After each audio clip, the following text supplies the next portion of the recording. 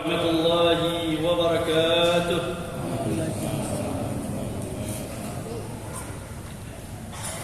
الحمد لله ثم الحمد لله والصلاة والسلام على رسول الله سيدنا محمد بن عبد الله وعلى آله وصحبه ومن والاه ولا حول ولا قوة إلا بالله. اللهم صل وسلم وبارك وكرم على سيدنا وحبيبنا وشفيعنا وقرة أعيننا محمد الفاتح لما أغلق والخاتم لما سبق ناصر الحق بالحق والهادي إلى صراطك المستقيم وعلى آله وصحبه حق قدره ومقداره العظيم. أما بعد، ويا معاشر الحاضرين والحاضرات jamaah Masjid Jami' yang dimuliakan oleh Allah Subhanahu wa taala. Begitu pula para pendengar Radio Yasmaja Kota Pekalongan, Batang, Comal dan sekitarnya yang dimuliakan oleh Allah Subhanahu wa taala. Alhamdulillah, kita bersyukur kepada Allah Subhanahu wa taala atas segala karunia dan kenikmatannya yang telah diberikan kepada kita, sehingga Allah Subhanahu wa taala memberikan rahmat, hidayahnya, keselamatannya kepada kita, sehingga kita dimudahkan untuk duduk di majlis yang penuh dengan kemuliaan Allah, di rumah Allah, menjadi tetamunya Allah Subhanahu wa taala. Ma'asyiral hadirin wal hadirat rahimakumullah. Mengingat pelajaran yang kemarin masih bersangkutan dengan Masjidil Haram wa ma hawalih, Masjidil Haram dan di sekeliling Masjidil Haram. Sebagian para jamaah bertanya, Habib, masalah Masjidil Haram kok enggak habis-habis? Ini 1 tahun mungkin tidak akan habis kalau saya mau ceritakan terus. Tetapi ini saya ingin sampaikan permasalahan yang terakhir yang saya ingin sampaikan tentang yang bersangkutan dengan Masjidil Haram. Kemarin kita sudah menerangkan bagaimana tentang haji dan umrah, kemudian bersangkutan dengan Ka'bah, kiswa Ka'bah, pintu Ka'bah, makam Ibrahim, tawaf, kemudian Hajar Aswad, Hijr Ismail, kemudian Safa wal Marwah, Jabal Abi Qubais, kemudian Muzdalifah, Mina, Arafah, kemudian yang bersangkutan dengan haji ifrad, haji kiram, kemudian haji tamattu'. Ini kita terangkan secara global, memang belum terperinci. Jadi yang kemarin saya terangkan semua belum terperinci. Seharusnya saya ingin mengajarkan kitab tentang haji, kitab tentang umrah dengan hukum-hukumnya, dengan syarat-syaratnya, kemudian perjalanannya. Nah, ini memang harus ada pelajaran khusus.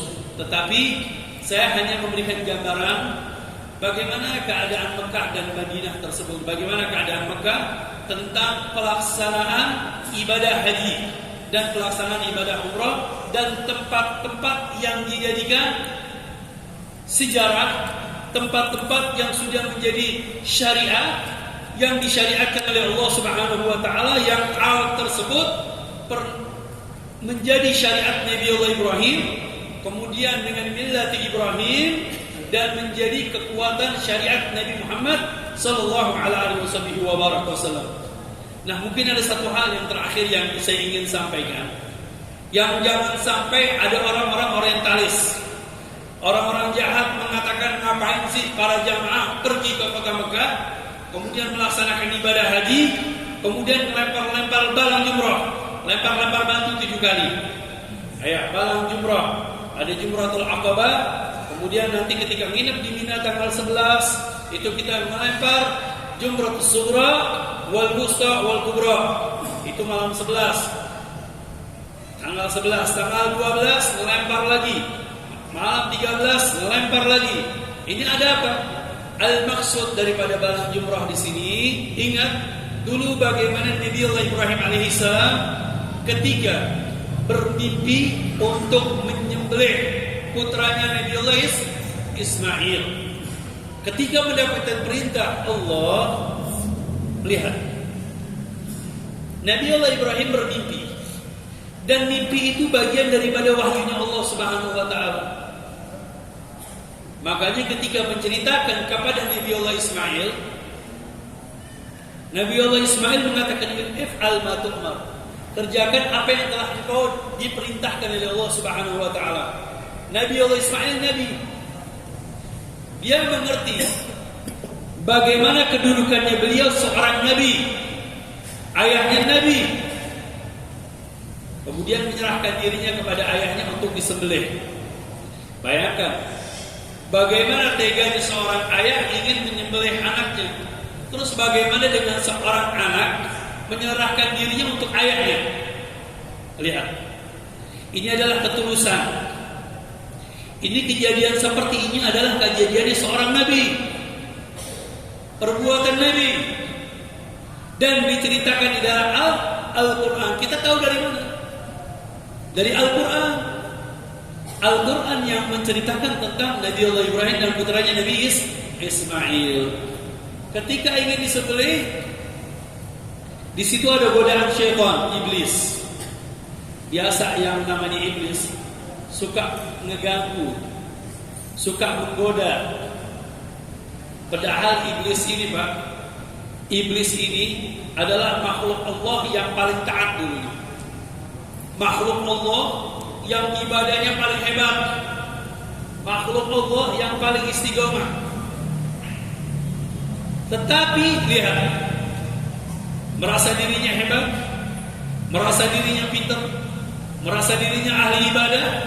Ketika diperintahkan oleh Allah Subhanahu wa taala untuk sujud kepada Nabi Allah Adam alaihissalam, fasajadal malaikatu kulluhum illa iblis, kecuali iblis aba wastakbar. Dia sombong dengan mengatakan, khalaqtahu min tin wa khalaqtani min nar. Engkau telah menciptakan aku, engkau telah menciptakan Nabi Allah Adam dari tanah, aku diciptakan dari api, aku lebih mulia. Kenapa saya harus sujud? Lihat, karena tidak mau menjalankan perintah Allah, aba wastakbar, sombong, sehingga kesombongan tersebut diusir oleh Allah Subhanahu wa taala. Makanya hati-hati. Anda walaupun ibadahnya hebat, kemudian istiqomahnya hebat, jangan sampai punya sifat sombong dan mengecilkan orang lain. Karena ini sifat-sifatnya iblis yang dikenal namanya kibir, al-mutakabbir. Karena sifat kibir ini, sifat sombong ini hanya milik Allah. Sifat sombong hanya milik Allah. Hamba bertawadhu. Lihat bagaimana Allah Subhanahu wa taala benci kepada makhluknya yang taat kepada Allah, tetapi karena sombong diusir oleh Allah Subhanahu wa taala dan dilaknat oleh Allah Subhanahu wa taala. Nah, maka dari itu iblis dendam, ingin menggoda daripada keturunan Nabi Allah Adam alaihissalam sampai hari kiamat. Jadi kalau memang ingin menjadi temannya iblis, tinggal di api neraka. Terus ada lagi bertanya, kok iblis di api neraka? Neraka kan api. Neraka kan api. Kok iblis bisa terbakar dengan api? Ya sudah, saya bilang, antum ini diciptakan dari apa? Dari tanah. Dari tanah. Sekarang jenengan saya ambil tanah, saya pukulkan ke muka inti tanah tersebut. Sakit gak? Ya sakit. Ya begitu juga iblis. Begitu juga iblis akan diazab oleh Allah Subhanahu wa taala di neraka. Na'udzubillah min dzalik.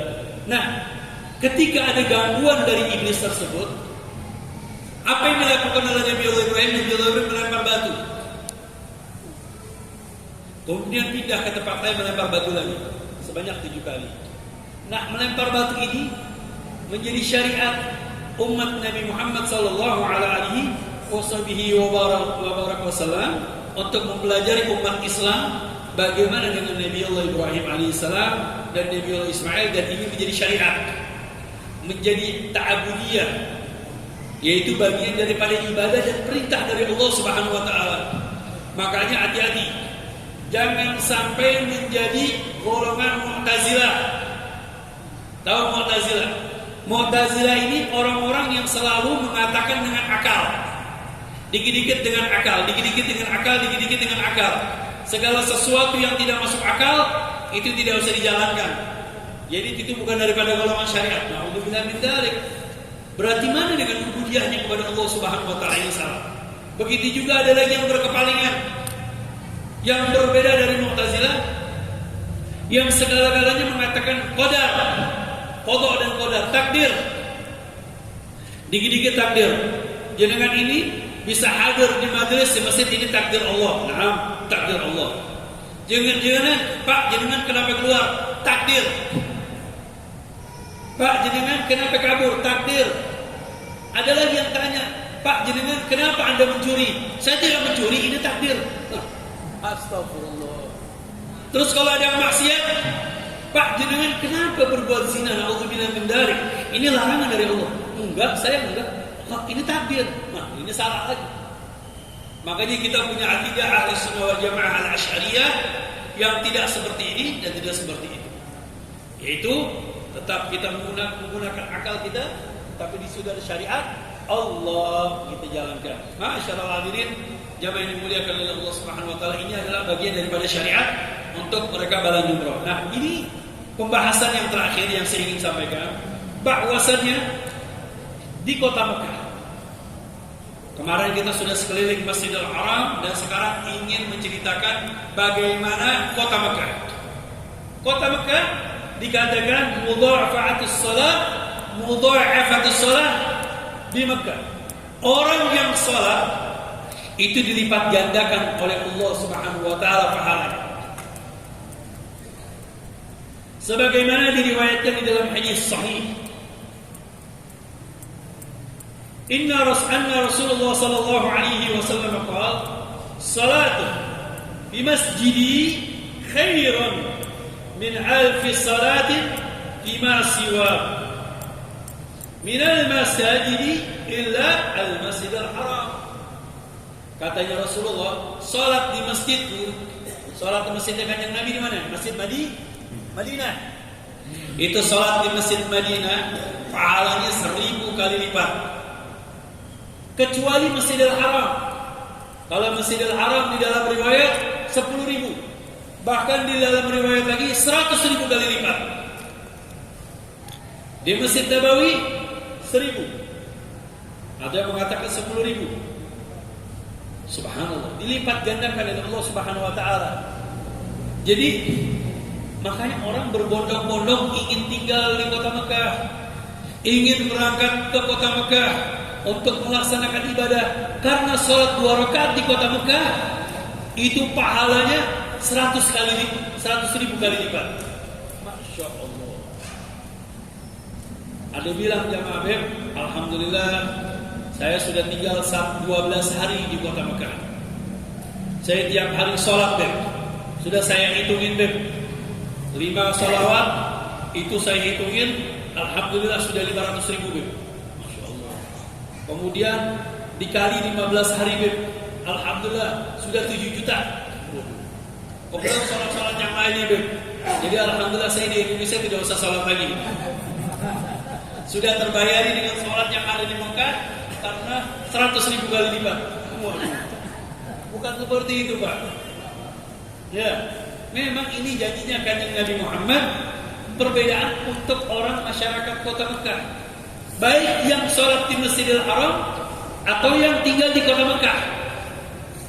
Yang tinggal di kota Mekah. Nah, Mekah ini Pak, kota Mekah ada hudud, ada batasan-batasannya. Batasan-batasannya mana? Seperti kalau Pekalongan itu batasannya sampai di mana? Sampai di terminal kota Pekalongan, ke sana sedikit sudah Batam. Ya. Kemudian sana lagi di mana tuh? Banyurip. Aduh, jauh Banyurip. Kalau kemudian desa perbatasan. Sepajar. Nah, itu perbatasan kota Pekalongan. Begitu juga di kota Mekah. Ada perbatasan. Perbatasan yang sebelah sana ada Tanim. Itu Tanim sudah keluar kota Mekah. Kemudian sebelah sana Hudaybiyah. Yang sebelah sana lagi Jirona umpamanya. Itu sudah ada hudud. Kalau sudah kelar, makanya ada di situ batas Masjidil Haram, haddul haram, batasan haram kota Mekah. Itu orang yang tinggal di sana, itu sholatnya 100 ribu kali lipat. Masya Allah. Apalagi yang sholat di masjid, di masjid, pahalanya berlipat-lipat ganda. Nah, ini semua yang saya sampaikan ini sebagaimana banyak riwayat-riwayat hadis dari Nabi Muhammad. Jadi kalau Anda berangkat ke kota Mekah, ini katanya Habib Abbas, sholat di kota Mekah berlipat-lipat ganda sampai 100 ribu kali lipat. Dari mana Habib Abbas? Ini riwayat hadis yang mengatakan kanjeng Nabi Muhammad sallallahu alaihi wasallam. Yang pertama, salatun fi masjidi hadza afdalu min alfi salatin bi ghairihi minal masjid. Salat di masjidku itu lebih afdal 1000 kali lipat daripada salat di masjid-masjid lainnya. Illal Masjidil Haram, kecuali Masjidil Haram. Wa salatun fi Masjidil Haram afdal min as-salati fi masjidi hadza bi mi'ati salat. Dan salat di Masjidil Haram lebih afdal daripada salat di masjidku, Masjid Madinah, Masjid Nabawi, yaitu 100 kali lipat. Kemudian riwayat lagi mengatakan salat di masjidku lebih afdal, yaitu 1000 kali lipat, kecuali Masjidil Haram. Kalau Masjidil Haram, wa salatun fil Masjidil Haram afdalu min mi'ati alfin fima siwahu, yaitu salat di Masjidil Haram Mekah itu lebih afdal 100 ribu kali lipat daripada masjid-masjid yang lainnya. Dan ini hadis yang meriwayatkan tentang hadis Rasulullah masalah pelipat gandaan sholat di Mekah itu banyak sekali. Ini riwayatnya sampai di sini dikatakan riwayat daripada Ata'an Abdullah bin Zubair qala as-salatu fil Masjidil Haram tabdulu ala Masjidin Nabi bi mi'ati dhifin. Kemudian fanadharna fa idza hiya tabdulu ala sa'iril masajid bi mi'ati alfi salatin. Jadi sepakat kalau salat di Mekah pahalanya 100 ribu kali lipat, kalau di kota Madinah 10 ribu, kalau di Baitul Maqdis, Baitul Maqdis. Tahu Baitul Maqdis Pak? Palestina yang sekarang sedang diperebutkan, yang dikatakan ada di jalur Gaza, ya, yang ingin diperebutkan oleh orang-orang Israel. Ya, orang-orang Israel, negara Israel ingin mencaplok negeri Palestina karena di situ ada apa? Ada Baitul Maqdis. Baitul Maqdis ini, sholat di Baitul Maqdis itu pahalanya 500 kali lipat. 500, ada yang mengatakan 1000. Jadi masjid 3 ini memiliki afdaliyah. Sholat di Mekah 100 ribu, sholat di Madinah 10 ribu, sholat di Baitul Maqdis 1000. Ayo, siapa tidak mau mengambil? Cuman mereka tidak mengerti tentang afdaliyah sholat di Baitul Maqdis. Karena di Baitul Maqdis ini Pak, tempatnya para nabi, tempatnya para anbiya. Dulu umat-umat Bani Israel, itu banyak para nabi, banyak para rasul yang di sana. Makanya mereka ini mengatakan kami ini adalah umat yang paling afdal, umat yang paling terbaik, karena kami ini adalah keturunan kebanyakan dari para nabi. Kalau memang jenengan umat yang paling afdal, yang paling terbaik, kalau di situ ada kanjeng Nabi Muhammad SAW diangkat menjadi seorang nabi, beriman. Nabi Muhammad juga nabi yang paling afdal, yang paling terbaik, tetapi mereka tidak mau mengakui dengan kanjeng Nabi Muhammad sallallahu alaihi wasallam. Inilah mereka terkutuk, terlaknat oleh Allah Subhanahu wa taala disebabkan karena tidak mau beriman kepada Nabi Muhammad, nabi yang diutus oleh Allah Subhanahu wa taala. Baik. Wa tad'if laysa khasan bis salat, dan pelipat gandaan bukan hanya dikhususkan kepada salat. Amal-amal ibadah yang lain juga, sebagaimana Syekh Muhammad Ali Al-Maliki di dalam permasalahan yang ke-16, at-tad'if laysa khasan bis salat. Pelipat gandaan pahala bukan hanya permasalahan di salat. tetapi dengan amal-amal yang lainnya. Wa'lam anna tad'ifa la yahtassu bis salati bal wasairu anwa'i ta'at kadzalik qiyasan ala ma thabata bis salat wa nadharu ila al-ka'bati wa ulhiqa bihi ma fi ma'nahu min a'malil birri. Di sini katakan, ketahuilah bahwasanya pelipat gandaan tersebut bukan hanya khusus di dalam ibadah salat, tetapi kepada seluruh berbagai macam taat. Segala ketaatan, segala amal ibadah dilipat gandakan oleh Allah Subhanahu wa taala. Seperti jenengan di kota Mekah umpamanya beramal ibadah, membagikan uang sedekah kepada fuqara wal masakin, sedekahnya kalian itu dilipat gandakan oleh Allah, berbeda dengan amal ibadahnya ketika ada di Indonesia atau di luar kota Mekah, berbeda. Makanya kita kalau sudah ke kota Mekah keluar, padahal kita dikasih duit dari guru kita. Itu kalau sudah mau ke Mekah kita siap-siap bawa duit aja. Bawa 50 lembar duit 1 real. Ibarat kalau duit 1 real di sini 3 ribuan. Itu buat apa? Buat dibagi-bagi kepada fuqara wal masakin. Buat amal ibadah. Kemudian buat tukang-tukang sapu, tukang ngepel. Ya, karena mereka ini juga orang-orang ahli ibadah yang mereka menjadi marbot di situ, yang jadi tukang bersihkan. Ya, banyak pekerja-pekerja di sana kita berikan uang. Kemudian ada sebagian para jamaah lagi beli jagung, ngasih makan jagung buat halaman Masjidil Haram, buat burung-burung merpati yang ada di Masjidil Haram. Amal ibadah ini dilipat gandakan oleh Allah Subhanahu wa taala. Kalau jenengan di sini ngasih makan doronya jenengan. Katanya burung doro Pekalongan paling bagus katanya. Ya. Juara, ada yang jual sampai 1,5 M kok. Kalau burung doro di sana enggak boleh disembelih.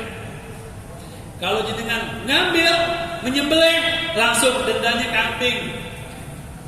Disuruh motong kambing. Kena dam, kena dia. Ya, langsung kena dam, enggak boleh. Makanya burung-burung di sana bebas berhambaran di mana aja ada. Nah, kita memberikan makan bagian daripada sedekah. Ternyata burung-burung itu juga mereka bagian dari makhluk Allah yang beribadah juga di sana. Subhanallah, kita berikan makan. Kami di kota Mekah di rumah Sayyid Muhammad ini, rumah Sayyid Muhammad besar. Ya, rumahnya Abuya seperti masjid Jami' begini besar. Cuma dibagi-bagi.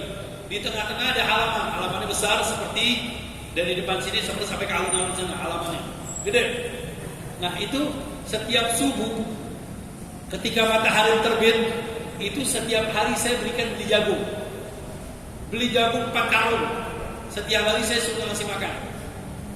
Tiap hari ngasih makan burung.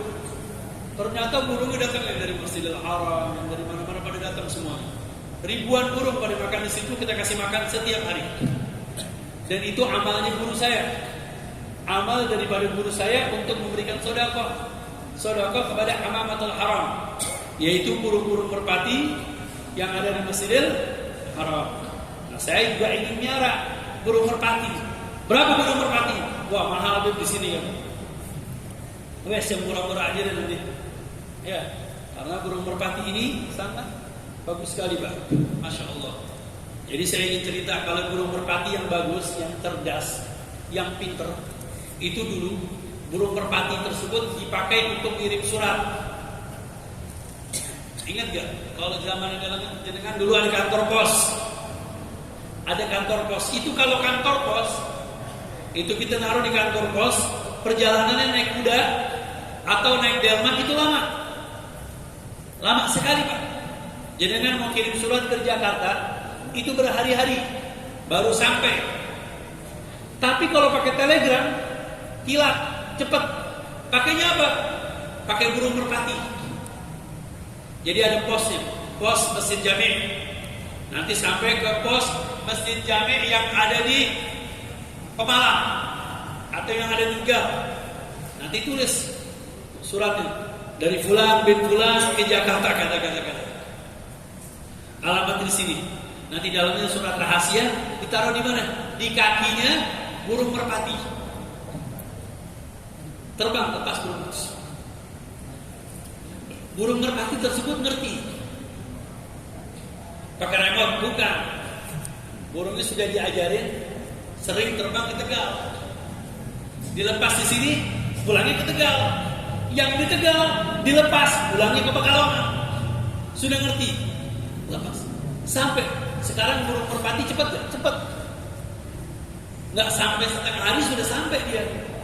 Diterima, di sana ada kantor pos, dilihat. Oh, ini surat harus sampai di Jakarta. Masukin lagi, burung yang satu yang ditugaskan untuk pergi sampai kemana? Cirebon. Sampai di Cirebon ada pos lagi. Cirebon kirim lagi sampai Cikampek. Cikampek sampai ke Jakarta. Di Jakarta langsung diumumkan masyarakat bulan dapat surat. Jadi dulu namanya Hamam Jazir, buat mengirim surat. Itulah burung merpati, Pak. Makanya burung merpati cerdas. Sekarang burung merpati dilombakan. Dicari burung yang paling tinggi, kemudian turunnya paling mantap. Ya. Tuh hukumnya gimana itu? Kalau hobi nggak apa-apa, silakan. Kalau hobi silakan. Atau diperlombakan silakan. Itu adu maharah. Tetapi kalau ini bayar, itu jadi judi nanti. Naudzubillah min dzalik. Jangan sampai main judi disebabkan main burung. Itu judi nanti namanya. Kecuali kalau ada sayembara, ayo burung yang paling terbaik, ini hadiahnya dari satu orang, silakan. Tapi kalau satu orang bayar, ikut sayembara, berarti yang menang dapat uang tersebut, berarti judi bukan? Judi. Nggak boleh, itu haram hukumnya. Baik. Begitu juga di sini dikatakan oleh Imam Hasan Al-Basri, "Shaumu yaumin bi Makkah bi mi'ati alfin." Al-Imam Hasan Al-Basri mengatakan, puasa satu hari di kota Mekah pahalanya 1000 kali lipat. Wa sadaqatu dirhamin bi mi'ati alfin, dan sedekah 1 dirham. Nah, ini harus mengerti. Dulu mata uang pakainya dinar dan dirham. Kalau dinar mata uangnya emas, kalau dirham perak. Dirham perak. Jadi orang yang bersedekah dengan uang perak yang murah, yang kecil itu pahalanya 1000 kali lipat kebaikan. Jadi ngasih duit di sini 100 rupiah, ngasih duit 5.000 rupiah, sama di kota Mekah 3.000 rupiah atau 5.000 rupiah, pahalanya beda. Di kota Mekah berkali-kali lipat. Makanya kadang-kadang saya minta tolong, Pak, saya minta tolong boleh? Apa? Ini ada uang, rela tukerin nanti di sana. Titip, berikan sedekah buat orang-orang yang ada di sana. Ya, walaupun kita nggak berangkat, insya Allah amal ibadahnya kita sampai amal ibadah. Baik. Sebagaimana riwayat daripada Sunan Ibnu Majah an Ibnu Abbas, qala Rasulullah sallallahu alaihi wasallam, "Man adraka syahr Ramadan di Makkah fasamahu wa qama minhu ma tayassar, kutiba lahu 100,000 syahr Ramadan fi ma siwaha, wa kutiba bi kulli yawmin wa laylatin itqu raqabatin, wa fi kulli yawmin hamlu farsain fi sabilillah, wa fi kulli lailatin hasanatun." Ini katanya Rasulullah, riwayat Ibnu Majah. Barang siapa mengikuti dan mendapatkan bulan Ramadan di kota Mekah. Jadi umpamanya jenengan berangkat umrah di bulan Ramadan. Amin, mudah-mudahan ya. Berangkat di bulan Ramadan. Kemudian puasa di bulan Ramadan. Kemudian dia melaksanakan ibadah di bulan Ramadan. Kutiba lahu 100,000 syahrin. Maka dia akan mendapatkan pahala, tercatat oleh Allah Subhanahu wa taala pahala 1000 bulan Ramadan. 1000 kali lipat bulan Ramadan. Jadi kita sekali bulan Ramadan di sini, orang yang puasa di kota Mekah berarti 1000 kali lipat puasa Ramadan. Kayak saya umpamanya tinggal 12 tahun di kota Mekah, ayo, berarti berapa itu? Banyak. Jadi di Indonesia saya nggak usah puasa lagi sudah. Sudah saya bayarin di sana semua. Oh, bukan begitu. Yang namanya puasa wajib dimanapun tempat. Mentang-mentang di Mekah pahalanya lebih banyak, lebih besar, kemudian dibayar, oh nggak bisa, tetap. Siapapun orangnya, walaupun dia nabi, walaupun nabi nggak bisa. Jadi memang harus yang namanya puasa tetap berpuasa. Kemudian wa kutiba bi kulli yawmin wa lailatin itqu raqabatin, dan dicatat setiap hari dan malamnya seperti orang yang membebaskan budak. Jadi membebaskan budak, pahala membebaskan budak besar sekali, Pak. Kemudian wa fi kulli yawmin himlu qarsain fisabilillah wa fi kulli lailatin hasanah. Jadi pahalanya banyak sekali orang yang melaksanakan ibadah di kota Mekah. Ini kalau sudah kayak begini, nggak pengen nggak berangkat ke kota Mekah? Pengen. Ternyata pahalanya seperti ini. Orang berangkat ke kota Mekah, wes buat nopo-nopo walaupun bayarnya agak mahal sedikit nggak apa-apa. Berangkat ke kota Mekah, keluarkan uang untuk ibadah ke kota Mekah. Apalagi melihat kiblatullah, melihat Ka'bah yang kemarin kita sudah terangkan bagaimana dengan Ka'bah tersebut, mulianya Ka'bah, keagungan Allah Subhanahu wa taala terhadap Ka'bah dijadikan kiblat. Ayo. Siapa orang tidak ingin mencium Ka'bah? Siapa orang tidak ingin memeluk Ka'bah? Siapa orang yang ingin tidak berdoa di hadapan Ka'bah, di hadapan Allah? Nah, kita berdoa di mana-mana sama. Tetapi kan kalau di Ka'bah beda tidak? Ada kewibawaan tersendiri di Ka'bah. Memandang Ka'bah aja sudah ibadah. Qala Rasulullah sallallahu alaihi wasallam, Ramadan di Makkah afdalu min alfi Ramadan di ghairi Makkah. Ramadan di kota Mekah lebih afdal 1000 kali lipat daripada Ramadan selain di kota Mekah. Jadi perbedaannya 1000 kali lipat selain di kota Mekah. Kemudian dikatakan oleh Nabi Muhammad SAW, man hajja min Makkah masyian hatta yarji'a ilaiha kutiba lahu bi kulli khatwatin 700 hasanatin min hasanatil haram wa hasanatul haram al hasanatu bi 100,000 hasanatin. Perhatikan. Barang siapa yang melaksanakan ibadah haji berjalan kaki kemudian kembali lagi pulang, maka tertulis setiap langkahnya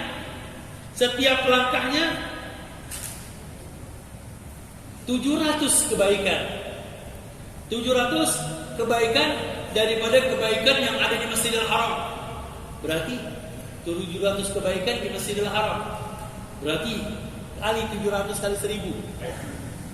Wa hasanatul haram, dan kebaikan haram ini satu kebaikan bimi'ati alfi hasanatin, yaitu 1000 kali lipat. Berarti orang yang jalan ke kota Mekah untuk melaksanakan ibadah haji itu berjalan satu langkah berarti 700. Satu langkah 700. 700-nya bukan 700 waktu jenengan. 700-nya Mekah. Berarti satu kebaikan dikali 1000. Berarti berapa? 700 kali 1000. 700.000. Berarti 7 juta ya. Masya Allah. Ayo jalan bareng-bareng. Jalan ke Mekah bareng-bareng, ayo. Wah, Masya Allah. Ini ternyata memang menjadi rekor orang Pekalongan. Pernah ada yang jalan kaki. Ada yang jalan kaki sampai ke kota Mekah. Masya Allah. Dari mana? Pekalongan. Masya Allah. Jangan nggak usah haji ke sana, haji ke Masjid Jami aja sudah. Nanti insya Allah mudah-mudahan kita naik pesawat juga insya Allah sama pahalanya. Ya. Pahalanya bagaimana? Setiap baling-baling kali insya Allah. Amin. Setiap kali baling-baling, putaran baling-balingnya itu, ya insya Allah bagian dari pahala. Jadi memang pahalanya besar sekali. Saya pernah membaca buku, Pak. Pada suatu saat ada Al-Imam Al-Qadhi, Al-Imam Fudail bin Iyad. Fudail bin Iyad ini lagi tawaf. Lagi tawaf, nggak tahunya ada orang tawaf sambil ngesot. Tahu ngesot? Dia nggak punya tangan. tangannya cacat, nggak punya kaki. Jadi jalannya pakai apa? Pakai badan. Pakai badan. Jalannya ditanya, Pak jenengan dari mana? Saya ini dari Samarkand. Kalau Samarkand ini sekarang Rusia. Tempat lahirnya Imam Bukhari sana, Samarkand. Berarti di mana Rusia? Jauh Rusia. Berapa lama perjalanan? Dia bilang perjalanan hampir 5 tahun. Perjalanan hampir 5 tahun. Loh kok bisa dengan 5 tahun perjalanan sampai di sini? Dia apa yang mengatakan yang mengendarakan aku syauq rindu kepada Ka'bah. Sehingga semuanya menjadi mudah. Semuanya menjadi gampang. Begitu juga Anda. Kita ini yang normal, punya mata, punya tangan, punya segala-galanya, alhamdulillah. Kita niatkan. Kan saya sudah bilang kemarin, Pak, niatkan untuk berangkat ke kota Mekah. Paling gak kumpulin sedikit demi sedikit uang jenengan. Beb, saya kumpulin ini cuma 1.000 rupiah. Bukan urusan jenengan masalah 1.000 atau 2.000. Urusannya jenengan ikhtiar. Nanti yang memberangkatkan saya Allah. Jenengan lagi niat kepengen berangkat haji, pengen berangkat umroh. Tiba-tiba, Pak, ini ada tiket kosong nih. Berangkat ya Pak. Wah, mana? Mekah. Alhamdulillah. Padahal saya baru nyelengin cuma 1.000 rupiah. 1.000 rupiah. Tak apa-apa. Yang penting di situ ada bagian ikhtiar. Ada niat. Masalah berangkat bukan urusan jenengan. Tapi kita usaha. Bagaimana caranya? Biar kita bisa berusaha. Kita dulu berusahanya lewat mana? Lewat belajar, lewat talabatul ilm, lewat khidmah, lewat mengabdi. Sehingga ada tawaran, Habib gimana? Mau gak belajar di kota Mekah? Mau? Siapa gak mau belajar di kota Mekah? Akhirnya kita belajar di kota Mekah. Alhamdulillah. Ini kita bisa pergi haji, pergi umrah. Jadi ini tat'if. Nah, yang tadi saya sampaikan kebajikan-kebajikan, pahalanya dilipat gandakan. Begitu juga kejelekan. Nah, tadi yang berbuat jelek di kota Mekah, hati-hati, juga akan dilipat gandakan dosanya. Makanya orang yang tinggal di kota Mekah hati-hati, jangan sampai bermaksiat. Ini nanti masalah tat'if dalam sayiat, kesalahan-kesalahan. InsyaAllah di minggu yang akan datang kita akan terangkan sedikit. Langsung 5 menit, 10 menit. Setelah itu kita masuk pelajaran baru, bab baru, mengikuti ayat demi ayat pelajaran yang lainnya. Allahumma rabbana atina fid dunya hasanah wa fil akhirati hasanah wa qina adzabannar. Bi fadli subhana rabbika rabbil izzati amma yasifun.